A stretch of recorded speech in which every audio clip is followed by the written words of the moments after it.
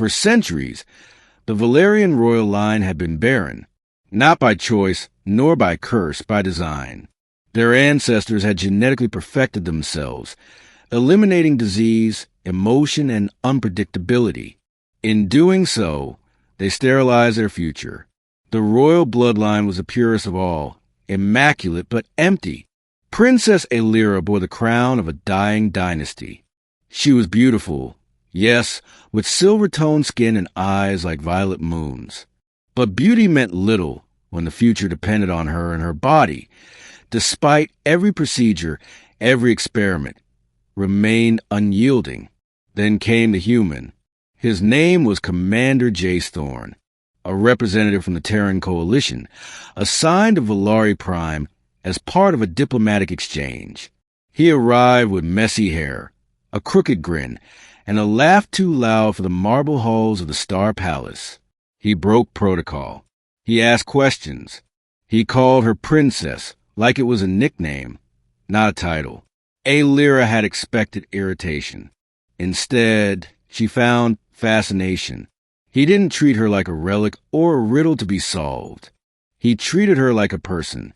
When he spoke of Earth, its chaos, its colors, its flavors, her cold palace suddenly felt colder, her perfect world emptier. He called her aloof. She called him primitive. Somehow, they fell in love. Velarian law forbade it. Tradition fought it.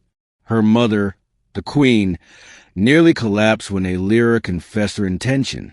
But nothing, not law, not legacy, could match the stubborn fire in Jace's eyes when he said, "Let me stand beside you."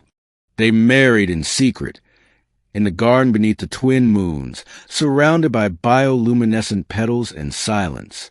The stars bore witness. Nothing else mattered. 2 months later, Aelira fainted in the palace laboratory. She awoke to hushed voices, scanning lights, and the face of her most trusted healer, pale and trembling. "You are with child," he whispered, barely believing it himself. Aelira sat up slowly, heart pounding. "That's impossible." "Your DNA has shifted," he explained. "Somehow, the human genome allowed it. He is the catalyst. The match." The room spun around her, not from fear, from hope. For the first time in her life, her body had created life. The queen summoned her at once. The entire court buzzed with speculation, awe, and, among the purists, outrage. To mix Velarian blood with a human? It was treason to some, salvation to others. Aelira stood tall in the royal chamber, a hand resting gently on her abdomen. "He is not the corruption of our line," she declared. "He is the cure." And though the queen said nothing at first, her stern eyes softened as they fell upon her daughter. For all her pride and logic, even the queen had dreamed of holding a grandchild. "You have risked much," she said quietly, "but perhaps it is time we risk something for love." Jace was silent when she told him. Then he laughed, a raw, joyful sound that echoed through the corridors of the palace like music. "You're serious?" He breathed, dropping to his knees and pressing his forehead to her belly. "We're having a baby? A real, actual space baby?" She rolled her eyes, but her smile betrayed her pride. "Yes, a real, actual space baby." The Velarian people watched as the princess's form swelled with new life. Some feared it, others celebrated. For the first time in centuries, the Star Palace prepared for birth.